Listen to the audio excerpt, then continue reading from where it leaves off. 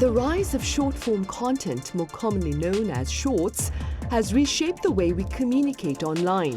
That being said, on this edition of Issues and Insiders, we take a look at its impact on Hallyu. Do stay tuned.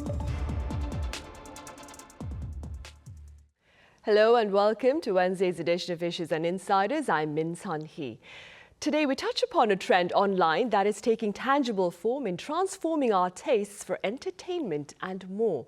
For this, I have Jin Lee, a research fellow at Curtin University over in Australia. Dr. Lee, Jin, it's a pleasure to have you with us. Thanks for having me. I also have Kwon Soa here in the studio. Soa, welcome back. Happy to be here, Sunny.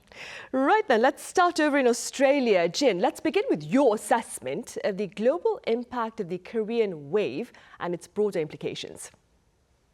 I think we can approach in two different ways. The first one is what is the immediate thing that we can think about?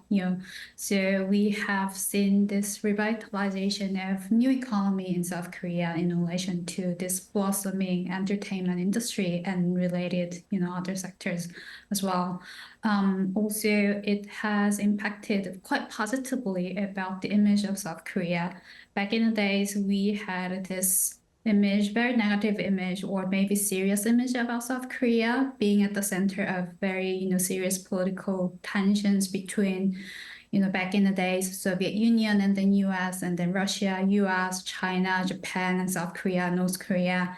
So it was quite of a very serious image that we had, but now this global impact of the Korean wave has made Korean image much more positive and also quite closer to our daily lives, which is quite positive. But also we need to think about what other areas or what other hidden things about this glamorous image of South Korea. Is it really related to the realities of South Korea, or is it just a commodity that is sold and sold across the social media and also other media industry? You're right. So it's an ongoing debate, of course, then. So in the meantime, what have been the economic implications of the Korean wave for the country? Well, as the interest for the Korean wave grows, so do Hallyu exports, meaning the K-wave is a significant driver of the Korean economy. Now, last year, outbound shipments of K-wave related products and services amounted to 19.54 trillion won, or 14.65 billion US dollars, and that is an increase of 5.1% from the previous year. The Korean Foundation for International Cultural Exchange, which has been releasing an annual study on the ripple effects of Hallyu in the past years, said that the growth in exports stemmed from a surge in tourism and consumer goods demand.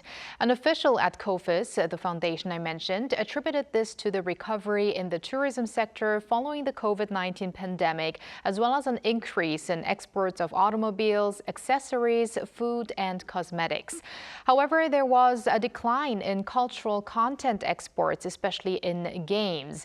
Cultural content, however, is what has driven the expansion of other K-wave industries such as tourism and consumption, and resulted in the economic ripple effect in the past years, and that especially after K-movie Parasite, Netflix series Squid Game, and K-pop sensation BTS made it big on the global stage.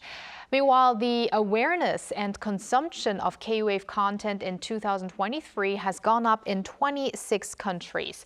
A Hallyu sentiment index that also helps in measuring the growth of Hallyu, that has risen from 119.3 in 2022 to 123.3 last year. Right, a remarkable rise, if I may say so myself, that is. Now, Jin, the Korean wave, as Soa mentioned, began with K-pop and K-dramas and has since expanded to include K-beauty and K-food. How do you explain this expansion? I think in some regards, people want to explore a bit more beyond this K-pop and K-drama. When we talk about so-called K-dash, or although that the definition of the K-dash is very difficult to define, but when you see this content of the K-pop or K-dramas, you're kind of attracted to the other factors and other visual elements that are also introduced in Korean dramas, or maybe the beauty products that your favorite K-pop stars try to use or use.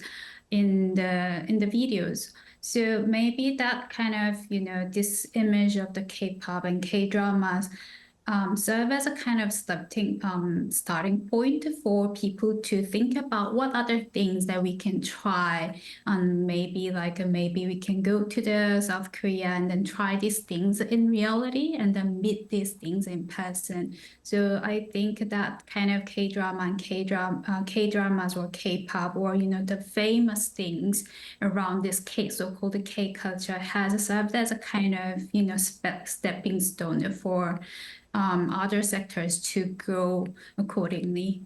Right, and keeping in mind what our Dr. Lee, Jin, has just said, so what do the actual figures tell us about the exports of K-beauty products and K-food? K-beauty and K-food definitely are the big K-wave export players these days. Let's start with the achievements of the country's K-beauty or cosmetics industry. According to figures by the Korea Customs Service, Korea's cosmetics exports hit $4.82 billion in the first half of this year. That's an all-time high for that period, as well as an 18% increase from the same six-month period last year. The previous record was achieved in 2021 at $4.63 billion. Combined with the second half of the year 2021 was also the year when K-cosmetic exports hit an annual all-time high at $9.2 billion. So there might be a chance that this year exports in this sector could surpass $10 billion if the second half performs even better than the first. Now, the cosmetics sector did especially well with basic skincare products as well as color products such as lipsticks, and the latter especially attributed to people not wearing masks anymore. China, meanwhile, was the largest importer of Korean cosmetics, followed by the US and Japan. However, while exports to China fell from the year before, the opposite was seen in the US and Japan. And now moving over to food exports. Now on this graph, we see outbound shipments of K-food plus items accumulating month by month. Now the plus stands for items that are not directly food items, for example, agricultural pesticides or pet foods. Now, as we can see here in January, slightly below $1 billion, and then very roughly every month we have a billion added, leading to a record high of $6.21 billion by the end of June. Now, compared to the January to June period last year, it's a 5.2% increase. Let's find out which food items have been selling well overseas. Number one, instant noodle ramyeon at some $590 million in the first half of the year. That's a surge by 32.3%. And the biggest hike on year can be seen in processed rice-based foods. And that includes frozen kimbap, fried rice products, tteokbokki, and makgeolli, even Korea's rice wine. Now, the top three importers are the US, China, and Japan, so a little different from cosmetics exports. And apart from the top three, double-digit growth was seen in European countries, Central and South America, as well as the Middle East and Oceania. Right. And now moving forward, Jin, as I mentioned in the clip at the start of our talk, in recent times, pundits claim that short-form content has been playing a pivotal part in further promoting the Korean wave. Do you agree? Yeah, sure. I fully agree. When I think it's related to this collaboration of short-form video platforms and also the K-pop industry. So to give you a little bit of context, when TikTok was introduced in South Korea first, they were not successful at all. They struggled a lot because of this image of being a Chinese lab in relation to this geopolitical tensions between US, South Korea, and China. But then they became quite successful after collaborating with the K-pop industry and introducing lots of new internet vernaculars. One of the things that we can think about is this K-pop TikTok dance challenges. Like, a lot of people these days, especially like the K-pop idols, always introduce this new K-pop dance challenges when they release a new song. Like, short video clips of dance movement to this very repetitive but also memorable part of their songs. And in short video culture, it's quite different to the previous social media pop culture in terms of how these people produce a content that is very mimetic and also that is very easy to follow. So people started to use this kind of, this hook song of the K-pop songs as a kind of template for the meme creation, and that has induced more people to get into this new culture of the K-pop dance challenge, and which has, I believe, expanded this global phenomena of so-called K culture. Right, I have to admit, those K-pop dance challenge videos are really addictive. And so give us some more examples about the short-form content seeking to spur greater interest in all things Korean. You're not going to think of trying one out, Sunny? Hopefully in the future. Well, while Korean dramas and music videos edited into short-form content help in spreading more of the K-drama and K-pop world to fans in all corners of the globe, we're seeing some unexpected craze for Korean products boom on the back of videos that go viral on those short-form platforms. One great example being the popularity of kimbap, Korean seaweed rice rolls, or to be exact, the popularity for frozen kimbap. Following a Korean-American digital content creator and food blogger's video on TikTok where she tries the frozen version of kimbap with her mom that's being sold in the U.S., American grocery store chain Trader Joe's was out of stock in the blink of an eye across the country. Now, the carbonara-flavored super spicy 불닭볶음면 or 까르보 불닭볶음면 also made it viral online. And I want to refer to two videos. One where top-notch female U.S. rapper Cardi B posted herself making the ramen and trying it out, and also mentioning how it took her 30 minutes to get the product. And the other one, which I myself actually came across recently and found super cute, shows a birthday girl literally crying over her surprise birthday present, a bunch of carbonara 불닭 packs. And it's not only food that goes viral, but the Korean language. When a Malaysian TikToker posted himself uttering 괜찮아, which means I'm okay or it's all right, a line he watched on a K-drama, his meme reached millions of views. So short-form platforms have proven to be ideal in spreading Hallyu contents, evident also in the number of hashtags related to the K-wave. In fact, last year, TikTok Korea found that the number of hashtag K-pop has surpassed hashtag pop or hashtag rock or hashtag hip-hop, and also hashtag K-drama has surpassed hashtag drama. So everything with a K has more views than the other hashtags with that specific genre. Right, so K is the buzzword then. It is. So some say that Generation Alpha will play a tangible role in taking the Korean wave to new heights. First of all, what is Generation Alpha? Yes, so many generations we're talking about these days. Generation Z, Millennials, MZ, Zillennials. So to explain Generation Alpha, first let's define Generation Z. It's those born between the mid-90s to 2009, and Generation Alpha is those born between 2010 and 2024. So what would Alpha be? It's a hybrid generation that includes the youngest members of Gen Z and the oldest members of Gen Alpha. They are also seen as the bridge between these two generations. The youngest Alpha are children of the millennial generation, meaning their parents are digitally fluent. So one of the key aspects of Alpha's identity is that they are digital natives. They are accustomed to technology since a very young age and have grown up in a world where smartphones and social media are an integral part of their daily lives. That is why there exist services that are targeted at this generation. Amazon's Teen Login has become the service teens spend most of their money in. Korea's financial services company TOS has sold 1.9 million so-called youth cards for teenagers 2 years after release. Now, experts see the Alpha generation as the biggest spenders in the years to come, especially online, as these kids rely more on information on TikTok and YouTube and also internet news than conventional media. I don't know if we should call them conventional media. For me, television is still the main media. Yeah. Right. All right, then keeping in mind what Soa has just said, Jin, what do you propose to pave the path for the digital natives, as Soa said, Generation Alpha, to better promote the Korean wave? I think we need to think about this very particular characteristics of this new generation.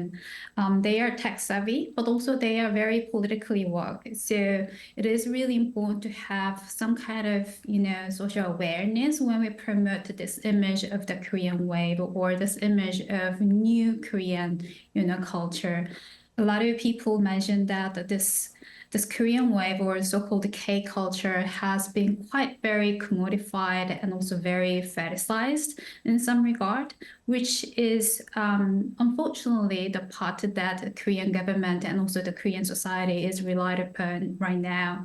And it's important to think about what other things that we can promote beyond this very shallow image of the Korea. It's also important to think about, whether this image of the Korea is based upon some realities, like, so when foreigners come to explore the Korean culture after being exposed to this K culture, is their experience will their experience be the same as what they expected, or will they be different? If that's a different, is it good or bad? Because on social media, we see lots of comments like, I expected something when I go to Korea, but, the reality is that I got in South Korea was actually the racism or homophobia, ableism, etc. So it's really important to think about, how we can have some sense of, political awareness or social awareness when we promote this image of, Korean culture. Right, for sure, to make sure that this facade is not just a facade, but goes well beyond, deep into the reality of South Korea then. So what are the market prospects, if I may, for the Korean wave amid the growing popularity of short-form content? Well, pretty rosy. A recently released research says the global K-culture market is expected to double by year 2030. That meaning from an estimated 105 trillion won this year to 198, so almost 200 trillion won by 2030. That would be $76 billion to $143 billion. This is according to marketing data and analytics company Kantar, which attributes the rising popularity of K-content to the exposure of it on social platforms as users express their love for Korean drama, K-pop, music, food, and cosmetics there. When previously short-form platforms like TikTok were all about young people dancing to trending songs, just like Jin mentioned, TikTok gradually has developed into a community for K-pop fans online, helping the spread in Korean culture and traditions. The report believes K-wave related content going viral on those short-form services are expected to expand the audience in key markets like the US and Southeast Asia. Right. And now, Jin, Dr. Lee, you've spoken about the importance of seeking to ensure that Korea's reality is a reflection of the image that we see on K-entertainment. Generally speaking, then, what could ordinary Koreans do to ensure greater effort to this end?